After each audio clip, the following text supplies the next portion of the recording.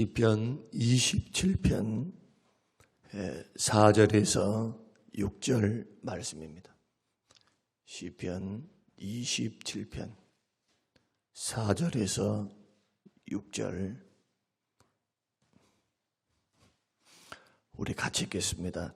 내가 여호와께 바라는 한 가지 일 그것을 구하리니 곧 내가 내 평생에 여호와의 집에 살면서 여호와의 아름다우심을 바라보며 그의 성전에서 사모하는 그것이라.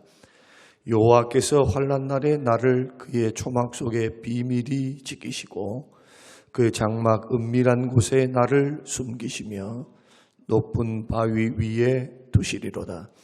이제 내 머리가 나를 둘러싼 내 원수 위에 들리리니 내가 그의 장막에서 즐거운 제사를 드리겠고 노래하며 여호와를 찬송하리로다. 아멘. 아멘. 제가 대신망도 있고 저녁에 기도회가 좀 있는데 좀 목이 좀 많이 좀 이렇게 듣기에 성도님들 어찌실랑가는 모르겠는데 제 마음은 이런 목 상태는 아닌데 여러분 그렇게 아시고 또 들으실 때 조금 듣기에 불편하시더라도 여러분 또 그렇게 참고해 주시고 또 위에서 같이 또 기도해 주시면 감사하겠습니다. 참 예수님을 믿는 것도 주를 믿는 것도 성격대로 믿는 것 같아요. 조금 이렇게 외향적이면 좀 부르짖고 기도를 해야 돼요. 활발하게 해야 이렇게 만족이 있어요. 만족 마음에. 또 내성적인 사람은 막 방언하고 부르짖고 간구하고 이러면 힘이 들어요. 자기 성격상 그게 안 맞는 거예요. 그래서 조용히 예배드리고 조용히 기도하고 묵상하기를 원하거든요. 교회는 이러한 성격을 다 수용하려면 날마다 부르짖을 수는 없어요. 그래서 특별한 날을 지정해서 우리는 막 방언을 하고 또 하나님 앞에 부르짖고 기도하고 막 1시간도 막 하면 막힌 가슴이 뻥 뚫리는 것처럼 그렇게 시원한 것을 느끼게 되죠. 근데 사실 이것은 굉장히 중요한 것 가운데 하나입니다. 그러나 평상시에는 또한 묵상으로 기도하고 나누면서 기도하고 예배하고 고요한 중에 주님 주시는 그 은혜를 누리는 것도 중요합니다. 그래서 이런저런 이것이 좋냐 이것이 나쁘냐라기보다도 우리의 성향을 따라서 하나님께서 역사도 하시고 은혜도 주신다. 어떤 사람은 불같은 은혜를 받고 어떤 사람은 비둘기 같은 성령의 은혜를 받는 경향이 있거든요. 그래서 우리는 이런 부분들을 다 감안해서 여러분 함께 기도하고 있습니다. 오늘 본문의 말씀을 통해서 내 평생 한 가지 소원이라는 제목으로 함께 말씀을 나누려고 합니다. 오늘 본문은 다윗이 하나님 앞에 쓴 시에 해당합니다. 다윗은 왕이었습니다. 그러나 평범한 왕은 아닙니다. 왜냐하면 목동에서부터 출발해서 군대 장관이 되었고 왕의 사위가 되었고 그리고 결국에는 왕에게 그 사울 왕에게 아들들이 서의가 있었음에도 불구하고 하나님께서는 사울을 패하시니까 그 자식들도 길보아 전투에서 블레셋과의 전투에서 이 세 아들도 하나님의 생명을 거둬가십니다. 그리고 다윗을 마음에 합한 다윗을 왕으로 세우시고 등극시켰는데 그가 왕이 됐을 때도 한꺼번에 통일 왕국을 이루지를 못했습니다. 33살에 유다의 지파의 왕으로 등극을 했고 나머지 10지파는 유다와 베냐민 지파를 제외한 10지파는 다윗을 대적하는 그러한 형국에 있었습니다. 사울의 마지막 아들이었던 그 이스보셋을 세워서 10지파 북이스라엘의 소위 말한 왕이 되었죠. 이런 적대적인 관계 속에 있을 때 하나님의 은혜를 통해서 그 북쪽의 장관이었던 군대 장관이 역성혁명을 하게 되고 다윗 편으로 돌아오게 됩니다. 그렇게 해서 싸우지 않고 나라가 통일되는 무혈 통일되는 그 놀라운 은혜를 힘입었습니다. 그러니까 우리가 생각해 볼 때 그는 분명히 하나님 앞에 마음이 합한 사람이었고 전심으로 하나님을 따르는 자였고 하나님의 은혜를 크게 입은 자였지만 그의 일생을 가만히 돌이켜보면 어느 것 하나 쉽게 되는 일은 없었습니다.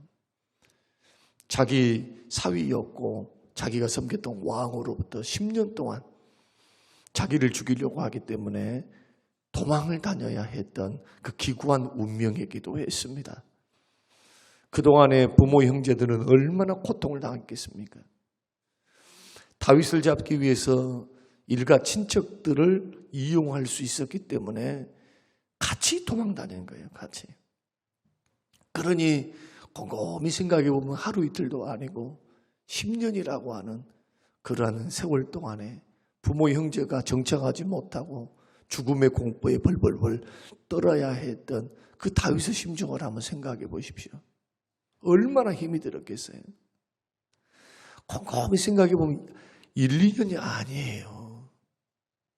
10년입니다. 군대 생활 3년도 힘들어 죽겠는데 도망자 생활 10년이라. 그것도 정예병을 투입을 해서 다윗이 저쪽 동네에 나타났다네 정탐꾼에 의해서 정보가 들어오면 가차없이 사울은 정예병을 이끌고 말 타고 추격을 했습니다. 그리고 정말 다윗은 2번이나 사울의 손에 붙잡혀서 죽을 위기에 놓이기도 했습니다. 그 성경이 다 기록된 내용 아니겠습니까? 그러한 연단과 고난, 하나님의 손안에 다루심을 받으면서도 그 입에서는 한 번도 원망 불평이 나오질 않아요. 한 번도. 사람을 향하여, 하나님을 향하여. 시편에 보면 탄식시라고 있습니다. 탄식시를 보면 하나님 너무너무 고통스럽습니다. 시라고 하는 장르, 문학의 장르는 뭐냐 하면 과장을 하거나 비유를 하거나 은유를 하거나 어떤 절제된 단어 속에 문장 속에 자기 마음을 투영하는 게 시거든요. 그러니까 시는 시로 읽어야 돼요. 그만큼 탄식한다는 겁니다. 너무너무 괴롭습니다. 적들이 나를 죽이려고 저렇게 발버둥치는데 하나님 나는 힘이 들어요. 나는 죽고 싶어요. 정말 힘들어요. 이런 마음을 토로하는 겁니다. 기도로. 시라는 표현을 통해서 비파와 수금을 타면서 찬양하면서 눈물로 탄식하며 하나님 앞에 기도도 하고요. 감사의 시를 쓰기도 하고요. 찬양 시를 쓰기도 하고요. 이렇게 하면서 원수들이 다 나를 죽이려고 하는 원수들이 그 죄값이 자기의 머리로 가게 하십시오. 얼마나 힘이 들었고 얼마나 고통스러움이 그렇겠어요. 한 번은 사울이 맹렬히 추격해 오니까 도망갈 데가 없으니까 블레셋 땅으로 도망갑니다. 자기의 적국 아니면 적국. 자기가 수없이 전쟁에서 죽였던 그 민족에게, 그 왕과 방백들에게 목숨을 부지하기 위해서 도망을 쳐요. 거기서 왕을 제외한 나머지 백성들과 장관들과 신하들이 다윗을 죽여야 한다 탄원하니까 탄원. 침을 찔찔 흘리면서 미친 연기를 내서 모면하고 있는 그러한 그 다윗의 모습. 그 속에서도 하나님께서 은혜 주셨고 그 기회도 그 지혜를 가져서 자기가 분명히 죽음의 위기에서 벗어나는데 그것은 하나님의 전적인 은혜였다고 또 그걸 시편에 기록을 해놔요. 그 가운데 왕이 됐습니다. 왕이 되어서 숱한 전쟁을 나가는데 백전백승이에요. 백전백승. 연단받고 고난받았으니까 기도보다 앞서질 않습니다. 하나님 앞에 기도합니다. 하나님의 도움을 구합니다. 하나님의 은혜를 구합니다. 죽음의 이 길을 늘 겪었던 사람이고 하나님의 은혜를 크게 여겼기 때문에 절대로 두 가지 잃어버리지 않는데, 첫째는 기도요, 두 번째는 주를 신뢰함으로 살아가는 것. 나는 인생 이제 살아갈 때 주께 묻고 살아간다. 선택할 때, 전쟁할 때도, 또 전쟁에 나아갈 때뿐만 아니라 나의 전반사의 인생은 주를 신뢰하는 인생이다. 믿음으로 사는 거예요. 믿음으로. 하나님은 그를 기뻐하셨습니다. 그의 삶의 자세를 하나님은 대단히 만족해 여기셨습니다. 그래서 가는 곳마다 승리를 줘요. 가는 곳마다. 한 번의 실패는 있었습니다. 실수도 있었고 말년에 또한 숫자를 헤아리면서 하나님이 하지 말라는 이러한 일들을 해서 교만했던 마지막에 시절이 있었지만 그때도 회개합니다. 그러니까 다윗은 인간이었어요. 그렇게 믿음이 좋아도 실수를 하는 인간이었다는 거예요. 밧세바 사건도 있었고, 그리고 또 군대의 수를 헤아려서 하나님 하지 말라 했거든요. 그 군대에 의지하려 하냐? 그래 안 해도 나는 너의 하나님이니까. 그 숫자를 헤아리는 것 자체가 잘못된 것이 아니라 그것은 군대의 막강한 수, 자기가 가지고 있는 어떤 은사, 조건을 하나님보다 신뢰하는 것으로 주께서 그 중심을 보신 거죠. 그걸 교만하게 여기신 거예요. 그래서 하나님은 얼마나 진노하십니까? 그런데 다윗의 위대한 점 가운데 하나는 언제나 실수를 하고 그 적은 실수든 큰 실수든 철저히 회개할 줄 안다는 거예요. 회개. 믿음 없으면 하겠습니까? 하나님을 두려워하지 않고 경외하지 않는데 회개하겠습니까? 회개하지요. 이것이 사울과 다윗과 솔로몬과 다른 점이에요. 다른 점. 전심으로 하나님을 사랑하니까. 전심으로 하나님을 원하니까. 그런데 이 믿음이 또한 어떻게 나타나느냐. 죽을 때는 자기가 지금까지 그 많은 전쟁에서 노력했던 그 전리품들, 그리고 자기가 쌓아놨던 그 많은 황금, 금은, 보화, 이 모든 것들을 다윗이 자기 창고에 보관하고 있었는데 죽을 때는 어떻게 죽느냐? 이 모든 것을 다 성전을 건축하는 데 써라. 이 모든 것을 다 주를 위해서 바치고 갔어요. 물론 그는 왕이었고 그 자식들도 왕이 될 것이니까 부를 게 없겠죠. 다 먹고 살 일들이 이미 보장되었죠. 누구의 역사입니까? 하나님의 역사 아니에요. 하나님의 역사. 하나님의 은혜.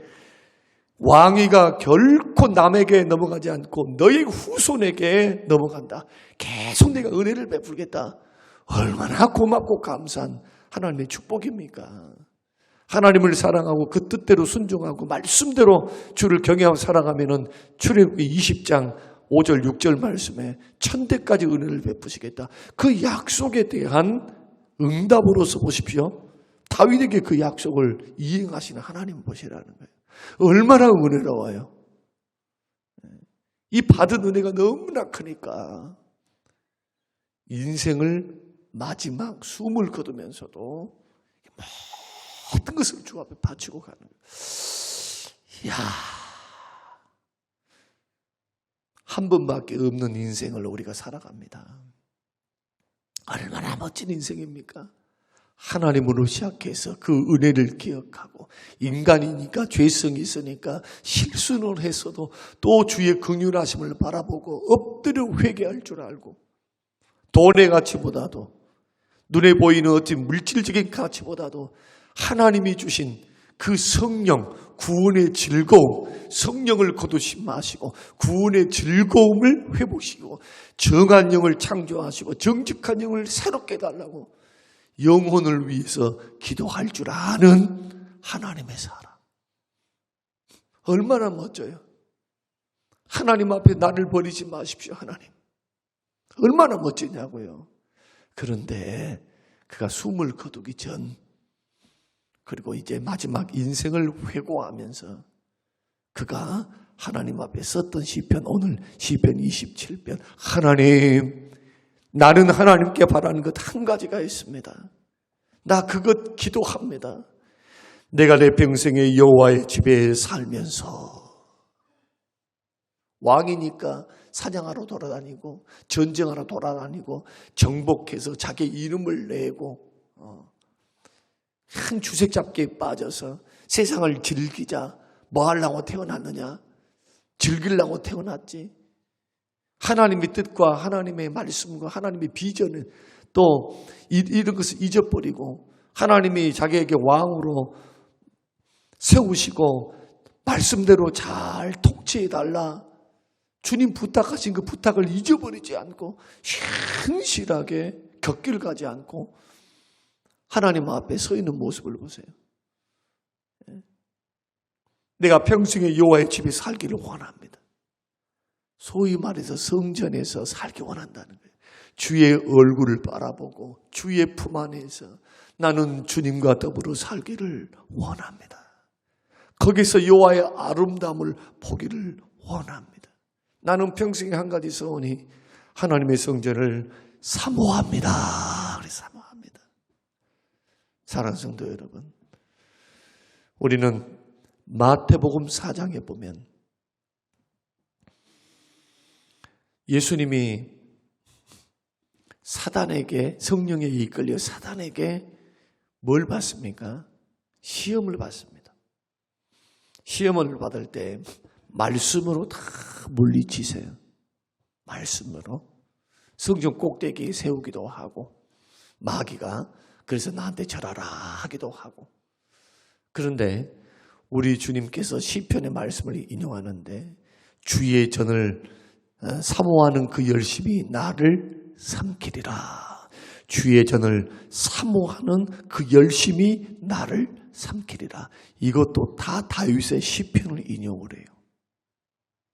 주의 전을 사모함, 하나님을 사모함. 오늘 저와 여러분이 한평생 살아가면서 여러분의 소원이 하나님이 되시기를 바라고, 하나님이 주신 어떤 은혜, 어떤 축복, 세상적인 가치보다도 이 모든 것들을 나에게 주실 수 있고 또 은혜 베푸셨던 하나님만이 여러분이 바라는 유일한 소망이 되시기를 주의 이름으로 축원드립니다. 그리고 그분이 거하시는, 내 아버지께서 거하시는 그곳, 교회를 향하여, 주의 전을 향하여 사모하는 그 열심이 하나님을 삼켜버려요. 하나님을.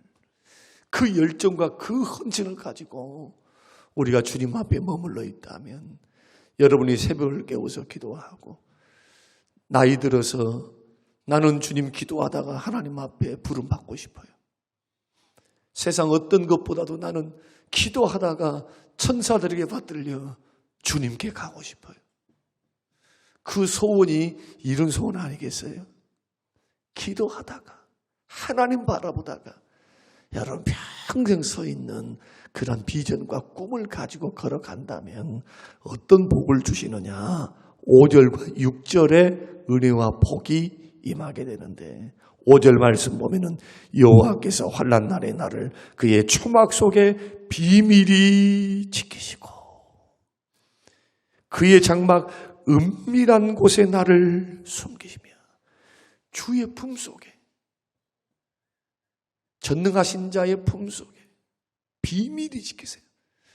세상 사람들이 볼 때는 나는 힘이 없는 존재고 가난하고 가냘프고 보잘것없고 내놓을 것 하나도 없는데 주님께서는 나와 나의 영혼을 은밀하게 주의 장막 깊은 곳. 장막이 어디입니까? 성막. 하나님의 임재를 상징하죠. 주님의 넓은 품 안에 다 품어 있으니 완전한 보호를 받을 수 있죠. 아니, 주의 손에서, 주의 품에서 우리를 빼뜨려 갈 자가 어디 있어요? 없어요. 원수 마귀도 못합니다. 전혀 할 수 없어요. 세상에 어떤 것도, 어떤 영적인 존재도 하나님이 우리를 사랑하신 사랑에서 끊을 자가 없으니 이런 은혜를, 보호를 받게 돼요. 그리고 6절 말씀 보면은 이제 내 머리가 나를 둘러싼 내 원수 위에 들리리니 내가 그의 장막에서 즐거운 제사를 드리고 노래하며 여호와를 찬송하리로다.